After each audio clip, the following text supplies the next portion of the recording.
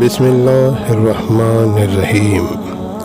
حضرت ابراہیم علیہ السلام اور فرشتے، حضرت لوط علیہ السلام و ابراہیم علیہ السلام۔ حضرت لوط حضرت ابراہیم علیہ السلام کے بھتیجے ہیں اور ان کا بچپن حضرت ابراہیم ہی کی نگرانی میں گزرا اور ان کی نشر و نما حضرت ابراہیم ہی کی تربیت میں ہوئی۔ مصر سے واپسی، حضرت لوط علیہ السلام اور ان کی بیوی حضرت ابراہیم کی ہجرت میں ہمیشہ ان کے ساتھ رہتے ہیں، اور جب حضرت ابراہیم مصر میں تھے تو اس وقت بھی یہ ہم سفر تھے۔ مصر سے واپسی پر حضرت ابراہیم فلسطین میں آباد ہوئے اور حضرت لوط نے شرق اردن کے علاقے میں سکونت اختیار کی۔ اس علاقے میں دو مشہور بستیاں سمود اور عمورہ تھیں۔ قوم لوط حضرت لوط علیہ السلام نے جب شرق اردن ٹرانس جارڈن کے علاقے میں سمود آ کر قیام کیا تو دیکھا کہ یہاں باشندے فواہش اور معصیتوں میں اتنے پڑے ہوئے ہیں کہ دنیا میں کوئی برائی ایسی نہ تھی جو ان میں موجود نہ ہو۔ ان کی بستیاں بہت آباد تھی، لیکن یہ قوم برائی میں ڈوبی ہوئی تھی۔ لوگ خدا کو چھوڑ کر بتوں کو پوج رہے تھے، بٹماری کرتے، اور سب سے بڑی برائی ان کے یہاں یہ تھی کہ وہ عورتوں کو چھوڑ کر لڑکوں کے ساتھ برا کام کرتے تھے۔ کہا جاتا ہے اس بدفعلی کا بانی شیطان تھا۔ جب اس نے چاہا کہ قوم میں یہ برائی پھیلے تو اس نے ایک عجیب ترکیب سے کام لیا۔ ابلیس ایک خوبصورت لڑکے کی شکل میں ایک باغ میں آتا اور ہمیشہ اس کے پھولوں کو نقصان پہنچاتا۔ باغ کا مالی اسے پکڑنے کی کوشش کرتا، لیکن وہ بھاگ کر باغ سے نکل جاتا۔ جب باغ کو بہت نقصان پہنچا اور باغ کا مالی پریشان ہو گیا تو ایک دن ابلیس نے کہا کہ اگر تو چاہتا ہے کہ میں باغ نہ آؤں تو میرے ساتھ یہ کام یعنی یہ برا فعل کر اور اپنے باغ کی طرف سے بے فکر ہو جا۔ باغ کے مالی نے کہا یہ تو بہت اچھا ہے، اور پھر وہ اس برائی میں پڑ گیا۔ اسی طرح شیطان نے فعل بد کو اس قوم میں جاری کر دیا۔ خدا کی طرف سے ہدایت کے لیے حضرت لوط نے لوگوں کو اس فعل بد سے روکا اور ان کو ہر طرح سے سمجھایا اور خدا کا خوف دلایا، اور کہا اگر تم برائی سے باز نہیں آتے تو خدا کا عذاب تمہیں گھیر لے گا۔ لیکن لوگ اتنے بے شرم اور بے حیا تھے کہ بولے فاتینا بعذاب اللہ ان کنت من الصادقین، ہم پر خدا کا عذاب لا اگر تو سچا ہے۔ حضرت لوط پھر بھی ان کو سمجھاتے رہے اور ان کو خدا کی طرف دعوت دیتے رہے۔ دنیا کی قوموں میں اس وقت تک اس عمل کا قطعی رواج نہ تھا۔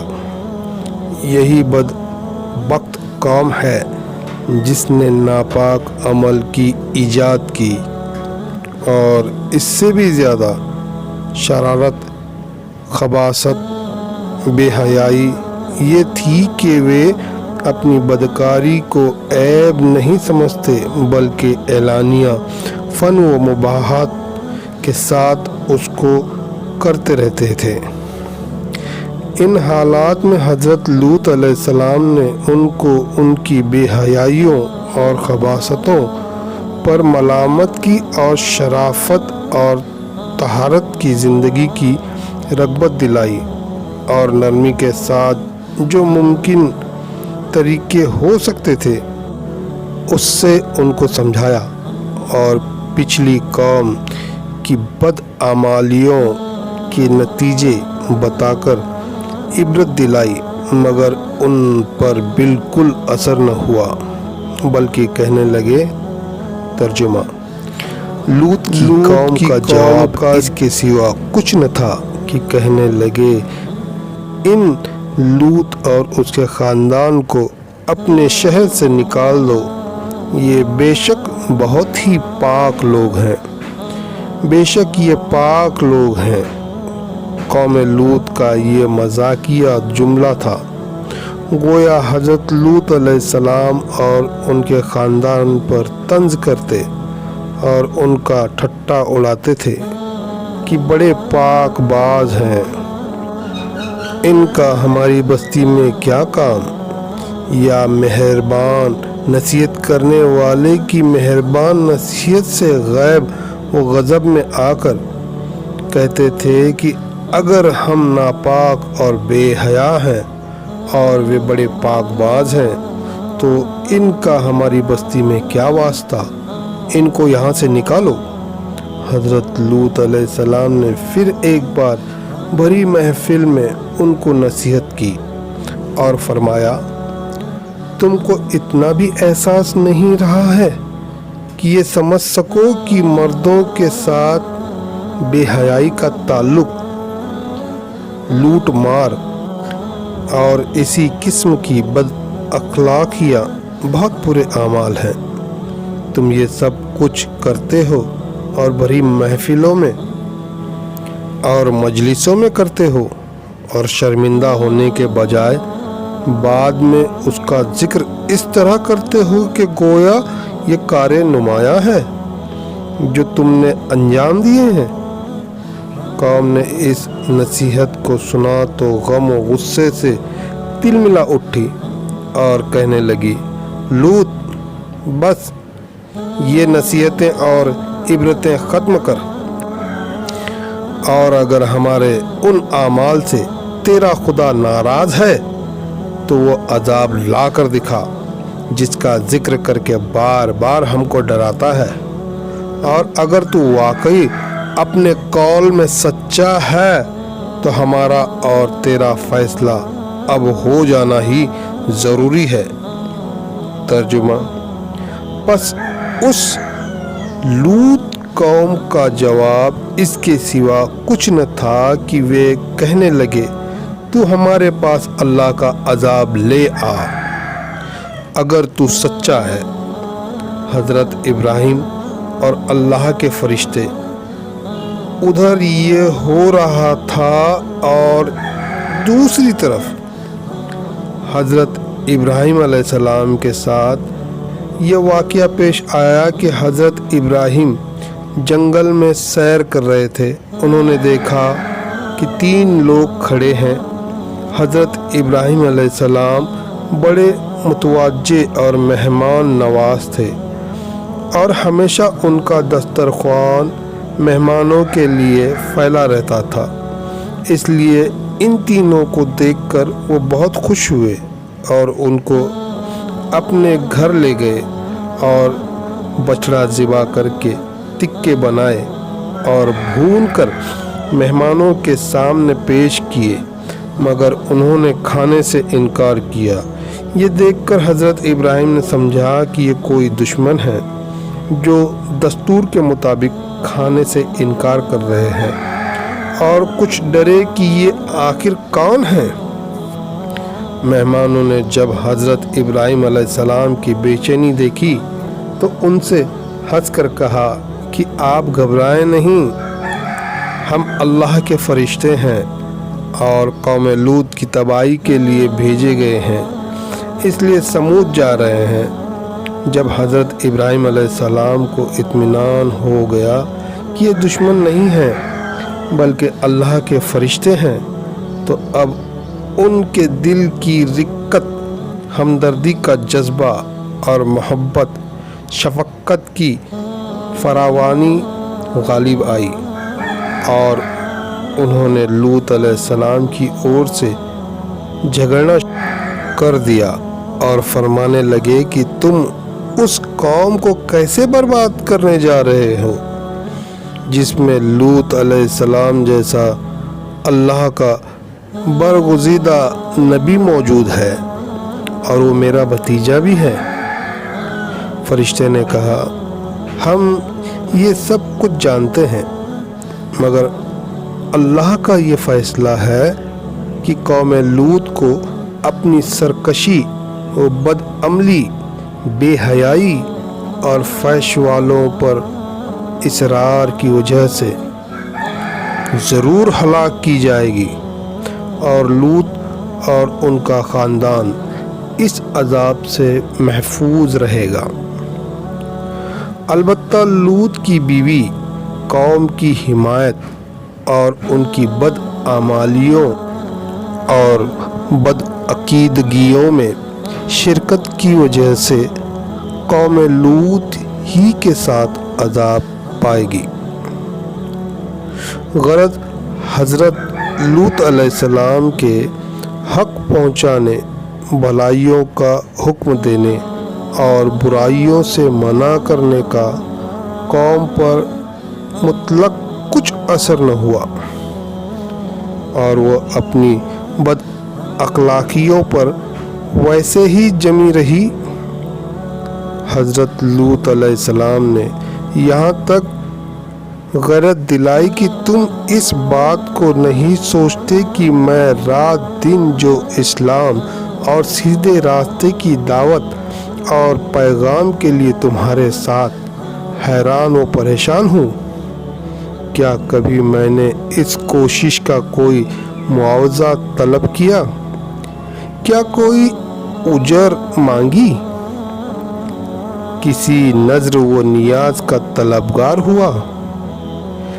میری نظر میں تو تمہاری دینی و دنیاوی فلاح و سعادت اس کے سوا اور کچھ بھی نہیں ہے، مگر تم ہو کہ ذرا بھی توجہ نہیں کرتے۔ مگر ان کے اندھیرے دلوں پر اس کہنے کا تنک بھر بھی اثر نہ ہوا، اور وہ حضرت لوط علیہ السلام کو نکال دینے اور پتھر مار مار کر ہلاک کر دینے کی دھمکیاں دیتے رہے۔ جب نوبت یہاں تک پہنچی اور ان کی بری قسمت نے کسی طرح اخلاقی زندگی پر آمادہ نہ ہونے دیا، تب ان کو بھی وہی پیش آیا جو اللہ کے بنائے ہوئے قانون جزا کا یقینی اور حتمی فیصلہ ہے، یعنی بد کرداریوں اور اصرار کی سزا، بربادی یا ہلاکت۔ غرض اللہ کے فرشتے حضرت ابراہیم علیہ السلام کے پاس سے روانہ ہو کر سمود پہنچے اور لوط علیہ السلام کے یہاں مہمان ہوئے۔ یہ اپنی شکل و صورت میں حسین و خوبصورت اور عمر میں نوجوان لڑکوں کی شکل و صورت کے تھے۔ حضرت لوط نے ان مہمانوں کو دیکھا تو گھبرا گئے اور ڈرے کہ بدبخت قوم میرے ان مہمانوں کے ساتھ کیا معاملہ کرے گی، کیونکہ ابھی تک ان کو یہ نہیں بتایا گیا تھا کہ یہ اللہ کے پاک فرشتے ہیں۔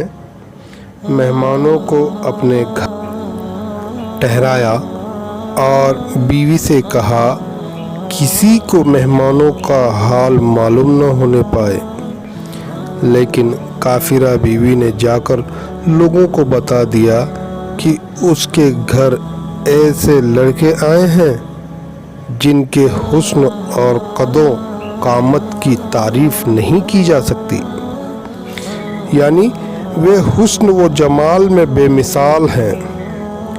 اس خبر کے سنتے ہی بدچلن لوگ حضرت لوط کے پاس پہنچے اور مطالبہ کرنے لگے کہ تم ان کو ہمارے حوالے کرو۔ حضرت لوط نے بہت سمجھایا اور کہا، کیا تم میں کوئی بھی سلیم الفطرت انسان نہیں ہے کہ وہ انسانیت کو برتے اور حق کو سمجھے؟ تم کیوں اس لعنت میں گرفتار ہو اور نفسانی خواہش پوری کرنے کے لیے فطری طریقہ چھوڑ کر اور حلال طریقے سے عورتوں کو جیون ساتھی بنانے کی جگہ اس ملعون بے حیائی پر اتر آئے ہو؟ اے کاش میں رکن شدید کی زبردست ہدایت کر سکتا۔ حضرت لوط علیہ السلام کی اس پریشانی کو دیکھ کر فرشتوں نے کہا، آپ ہماری ظاہری شکلوں کو دیکھ کر گھبرائیے نہیں، ہم عذاب کے فرشتے ہیں اور اللہ کے قانون جزائے اعمال کا فیصلہ ان کے حق میں اٹل ہے، وہ اب اس کے سر سے ٹلنے والا نہیں۔ آپ اور آپ کا خاندان عذاب سے بچا رہے گا، مگر آپ کی بیوی بے حیائیوں کے ساتھ رہے گی اور تمہارا ساتھ نہ دے گی۔ آخر عذاب الہی کا وقت آ پہنچا۔ رات شروع ہوئی تو فرشتوں کے اشارے پر حضرت لوط علیہ السلام اپنے خاندان سمیت دوسری اور سے نکل کر سمود سے رخصت ہو گئے، اور بیوی نے ان کا ساتھ دینے سے انکار کر دیا اور راستے سے ہی لوٹ کر سمود واپس آ گئی۔ رات کا آخر آیا تو پہلے جو ایک ہولناک چیخ نے سمود والوں کو تہ و بلا کر دیا، اور پھر آبادی کا تختہ اوپر اٹھا کر الٹ دیا گیا، اور اوپر سے پتھروں کی بارش نے ان کا نام و نشان تک مٹا دیا، اور وہی ہوا جو پچھلی قوم کی نافرمانی اور سرکشی کا انجام ہو چکا ہے۔ حضرت لوط علیہ السلام اپنے چچا حضرت ابراہیم علیہ السلام کے پاس چلے گئے۔ ربیع الاول کی 10ویں تاریخ کو ان کا انتقال ہوا۔